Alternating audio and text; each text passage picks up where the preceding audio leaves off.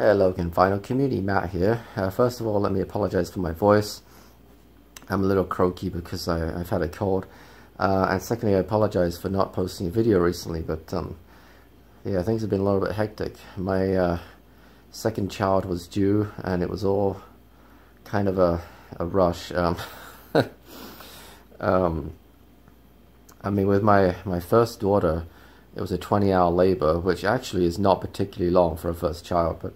And the second, you know, we thought, oh, you know, I knew it would be quicker than 20 hours, but I thought, oh, we got time, no big deal. Well, we only just made it to the hospital. Like, let's see, my wife went into labor at like 2:15, 2:30 or something. We got to the hospital at like 3:25. My daughter, my second daughter, was born at 3:39. So yeah, it was all kind of crazy. I mean, literally from the time we stepped through the doors of the ER, 10 minutes to when my daughter was born. I mean, it was really touch and go. So obviously no time for an epidural. They didn't even have time to get an IV in her. So pretty crazy. But yeah, let me show you first of all. Oh, here she is. Yeah, that's Emily right there. And let me show you the new setup. So in my last video, I'd said how I got rid of a lot of the vinyl, a lot of stuff that I wasn't ever going to listen to. I got rid of the vintage gear, which you know, was a little difficult, but had to be done. But you know, I'm actually really pleased with the new setup. I did have to replace the receiver since my last video. The first one that I got had an issue with the right channel. It kept having static. Tried using contact cleaner, didn't make any difference.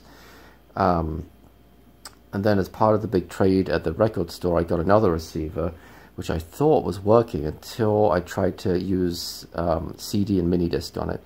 Any digital source sounded terrible. It was distorted. Don't know what the issue was. So that went off to the thrift store as well. And I just sucked it up and I bought a brand new receiver. Just from Best Buy. It was 150 bucks. It's Sony, so it goes with the rest of the gear pretty well. But you know what? I'm actually really pleased with it. So well, here's the setup. Let me step out the way so you guys can see it.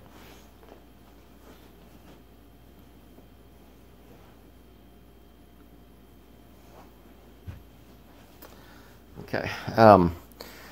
Let me bring you over here. All right. Well, there's the turntable still, of course. Audio Technica ATLP 120. Now here's the new receiver. It's a Sony STR-DH 190. You can find it in a lot of places. You can get it on Amazon, Best Buy, a bunch of places. It does have a phono preamp, which is nice. Now the turntable has its own built-in preamp, but I've never used it, and I've heard that it's kind of, you know, not terrific. But I have been really impressed with this receiver, I have to admit. And of course, we've still got the cassette, the CD, the mini disc up here.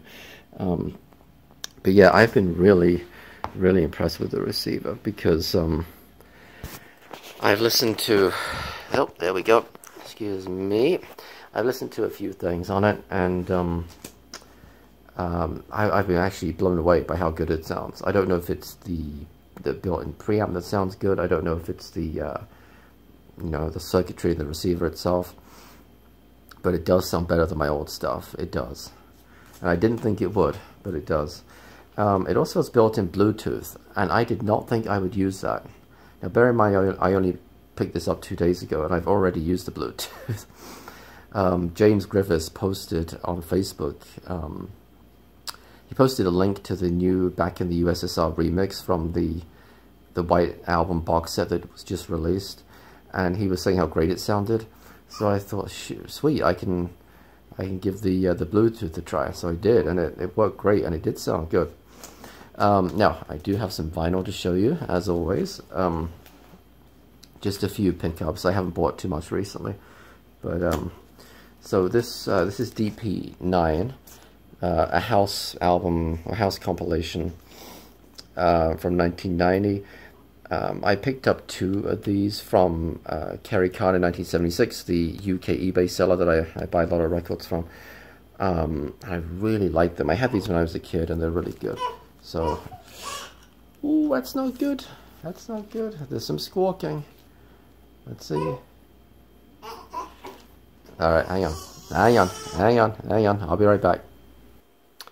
Okay, we're back. I also picked up off of eBay Brother Beyond Get Even, a late 80s British boy band. The biggest known song by far was The Harder I Try, which is reasonably well known in the US as well. But it also has He Ain't No Competition and Be My Twin, and I think Can You Keep a Secret was a single release too. Still in the shrink. Very cool to pick that up. You guys know how I love my 80s stuff. Finally picked up Finding on Cannibals, The Raw and the Cooked. Really nice copy of this. This is from 1988, I think. Yeah, 88. She Drives Me Crazy was the big hit. Good Thing was a hit as well. I'm Not the Man I Used to Be and Ever Fallen in Love. I think those were the 4 single releases from the album.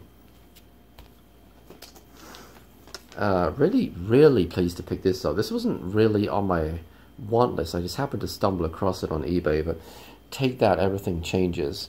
This is a South Korean pressing, which somehow, you know, this got to me in like 5 days. I was kind of blown away by that, but of course, Gary Barlow and Robbie Williams were the 2 biggest stars in Take That. 90s British boy band, but this has like 6 hits on it. It's kind of crazy. It has Everything Changes, which is the title track. Pray, which was a massive #1 in the UK in '93. Relight My Fire, which was a duet with Lulu, which a cover version of the Dan Hartman, I think, did the original. Love Ain't Here Anymore.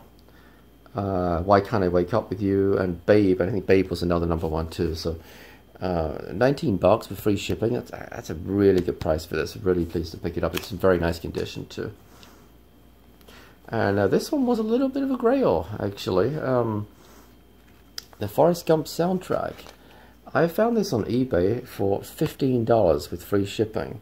And it's in, I would say, near mint condition. This is beautiful. It's in the original At the Movies sleeve as well, with the hype sticker on it. And I think this is one of the best soundtracks of all time. It's a double LP set.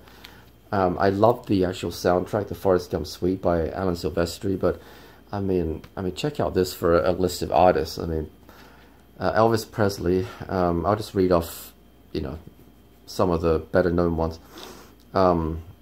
So Elvis Presley, Wilson Pickett, Creedence Clearwater Revival, The Four Tops, Aretha Franklin, Bob Dylan, Beach Boys, Mamas and the Papas, The Doors, Simon and Garfunkel, Jefferson Airplane, The Byrds, Three Dog Night, The Supremes, Lynyrd Skynyrd, Doobie Brothers, Gladys Knight, Willie Nelson. So I mean, what a great album, really.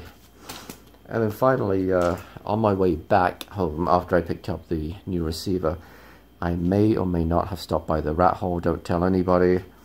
It's kind of on the way home. I couldn't help myself, and I picked up Bon Jovi, Slippery When Wet, another grail. Now, when I say grail, it's not because it's a rare album. It's not. It's a very common and easy to find album, but just that it had been on my wish list for a long time. And in fact, he would have let me have it for $8, but I had to pay by credit card, and there was a $10 minimum, so I said just charge me $10. $10 is still a very, very fair price for this. It's in excellent condition. Of course, we have Living on a Prayer, You Give Love a Bad Name, Wanted Dead or Alive, etc., etc. So very happy to get that.